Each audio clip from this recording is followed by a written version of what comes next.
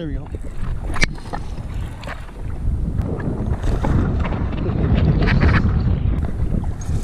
This is a good fish.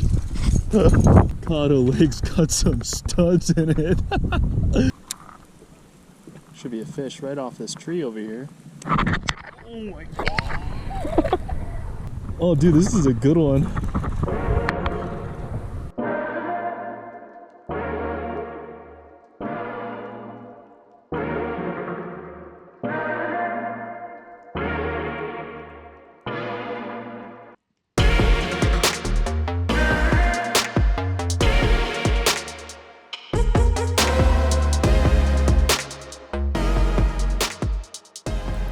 Hey guys, welcome back to the channel.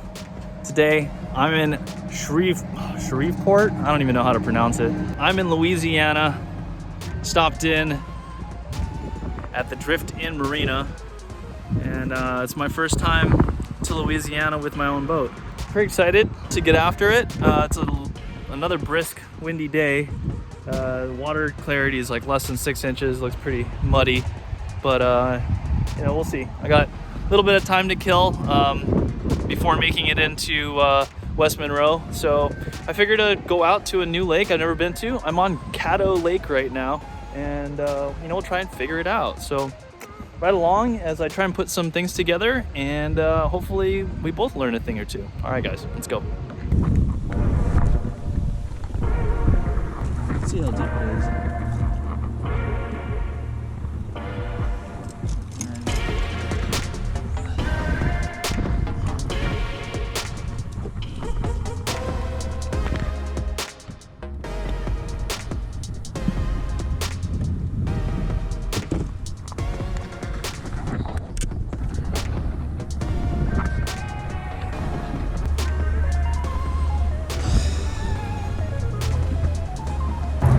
Alright guys, so some of the things I'm going to tie on right now, just looking at the clarity of the water, it's pretty dirty.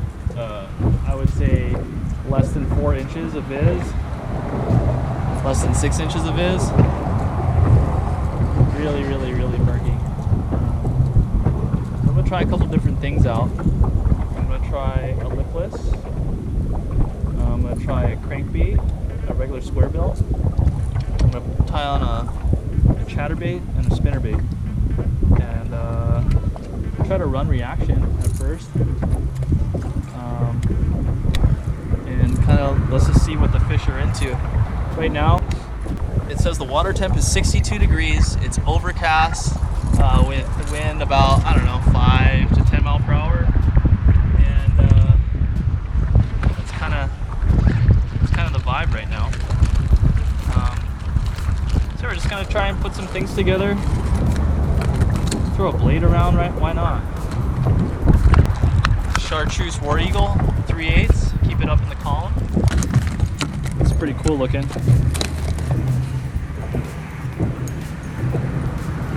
You guys will remember this swim jig from the last video.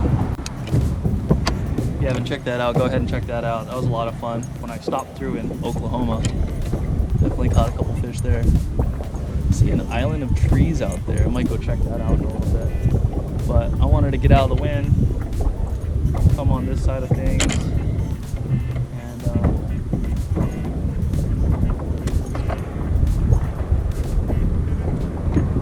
see what this is about. See what this is about. Woo! That looks good.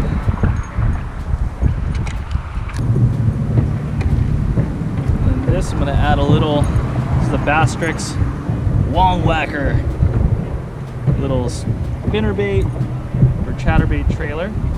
Give it a little bit more bulk. I mean, that looks pretty juicy, doesn't it? Oh, look at the sun decides to come up. And I might throw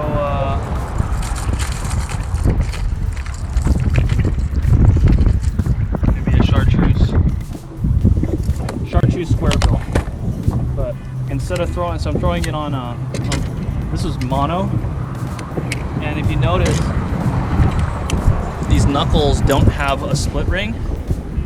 So what I'm actually going to do is I'm going to fish it with a snap.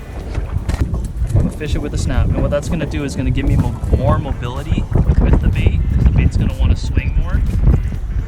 And it'll also help against the line rubbing against the bill, since monofilament doesn't have as much abrasion resistance as fluorocarbon does. And it also floats, which is great when you're trying to back out crankbaits from trees.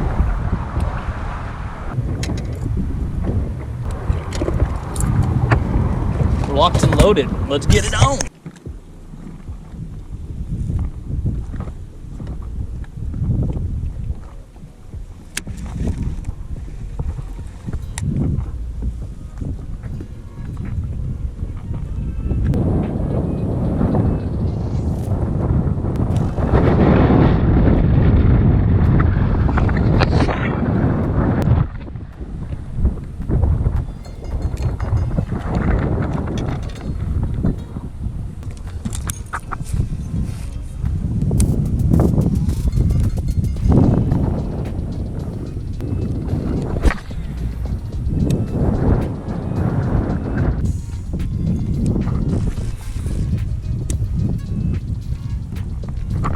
There we go. That was sick.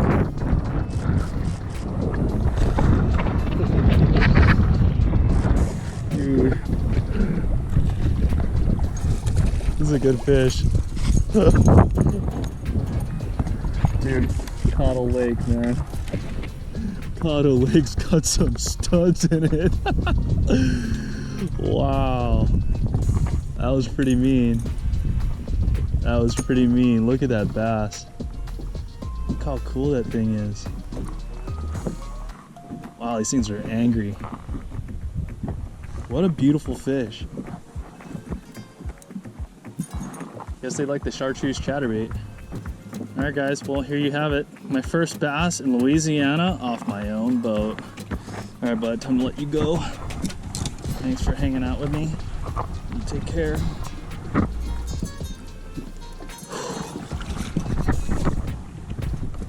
That was cool. Alright. So they like the chatterbait. And they're on wood. So it's 2 clues. We have perfect conditions for this thing right now. Overcast skies. You got a little bit of wind. And some wood. I think he was holding on that old there's a busted up dock here, and I think that bass was holding right on top of that. Work my way around this corner. I'm trying to get a reaction bite right now.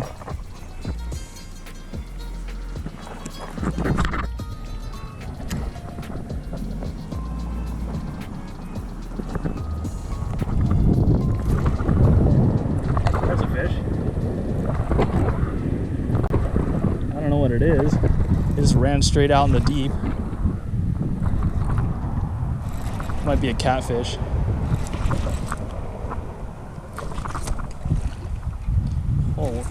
Oh, it's a drum.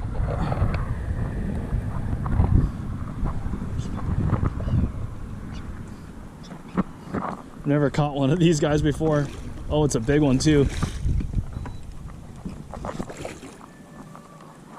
Wow. Look at this thing, dude. Wow, look at that drum, guys.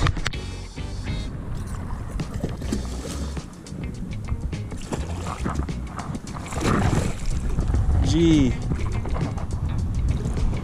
don't know if I could do this without hooking myself.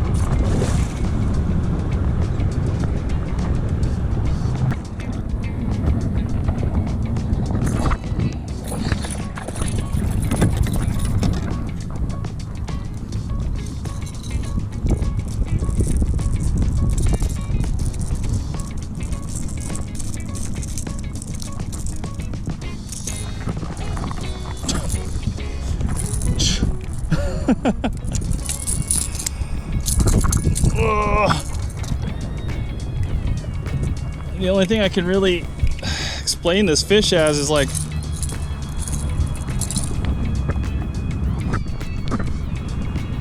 a carnivorous carp. They're so cool looking though. Time to get her back in the water. All right, bud. See you later. That was cool.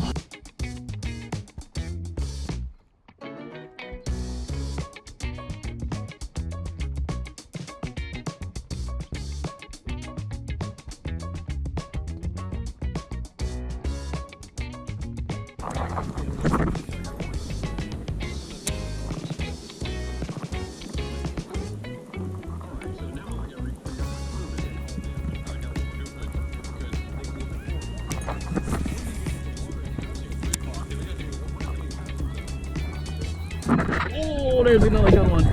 Yeah, dog. Hold on, let me just. Oh, a 3-pounder. Come here. Hold on, Jay. Hold on. Dude, look at that fish, bro. Look at that. What a toad. Oh, that was awesome. That was awesome. Man. Dude, they're so healthy looking. So fat. Alright, figuring something out, guys.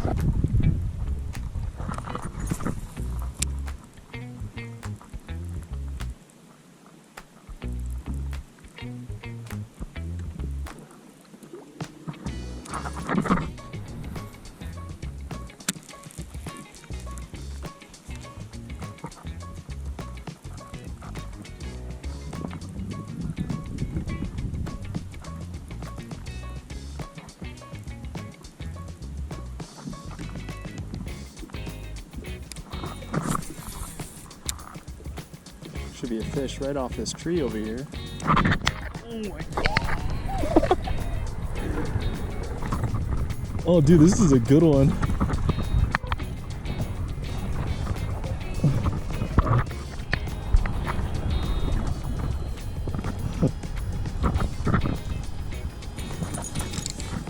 Wait, what was I saying, guys?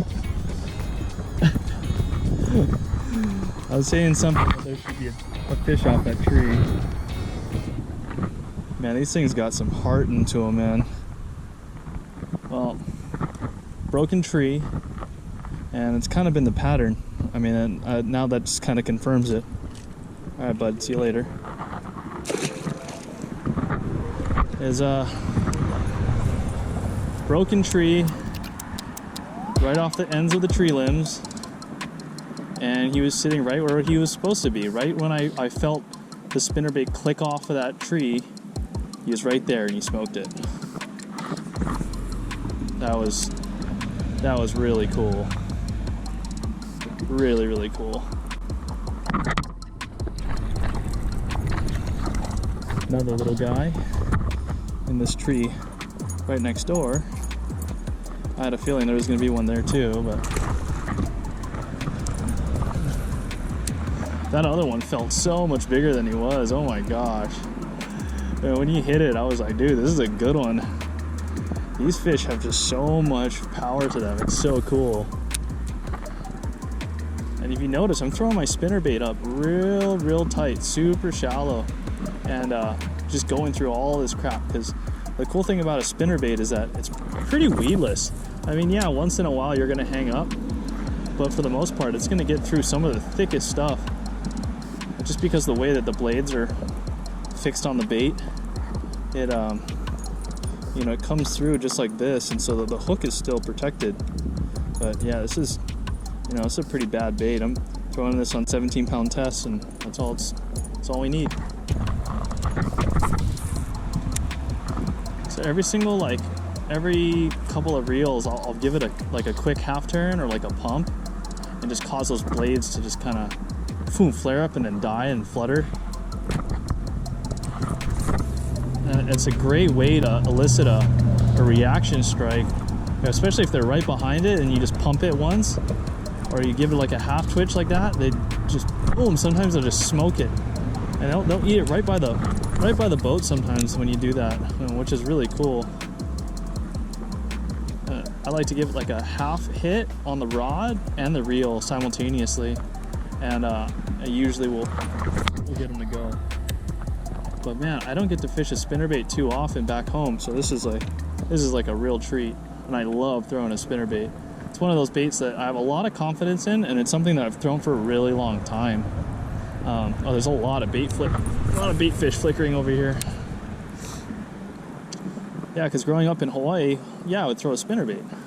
And one of my most fondest memories is throwing a black spinnerbait in the rain for smallmouth and absolutely destroying it. And that was so much fun. And throwing it in this like murky water is just, it's kind of fun. You just never know what's around the next corner. What's gonna bite. All right, guys. Well, that's gonna sum up today's video. That was a perfect little pit stop for me here in Caddo Lake, Louisiana. I had a really fun time, man. Catching fish on a spinnerbait is such a hard bite to beat. It was cool to kind of establish a small pattern, and I was able to find the majority of my fish either off of a laydown or off of a broken dock or off the front side of a cypress tree, right along like a river, I guess like what would be a small channel. Depth here was ranging from like 1.5 feet to 4 feet, so even a small channel, like even a 2 to 3 foot change is a lot for these fish. So it's cool to kind of pick up on that small little nuance. They're eating the chartreuse painted blades, and they're also eating the white painted blades. I'd wonder if they would actually eat like a single Colorado or anything else. I threw the chatterbait around a little bit, but I didn't feel like it was the right thing to do. The reason why I really stuck with the spinnerbait a majority of the time was that the conditions were right for it. Less than 3 to 5 inches of visibility, and on top of that we had a great little breeze throughout the whole afternoon. But that was a quick little 3-hour session. Managed to catch some fish, and I had a good time. So if you guys enjoyed this video and you haven't subscribed to the channel, please subscribe to the channel. I drop a new video every single Monday. The next series of videos is going to be the Bass Nation National Championship, which I qualified for in West Monroe, Louisiana, and I get to fish the Ouachita River system. So stay tuned for that, guys. It's going to be a really fun one. But again, hey, you guys keep a tight line, and we'll see you out on the water. Aloha.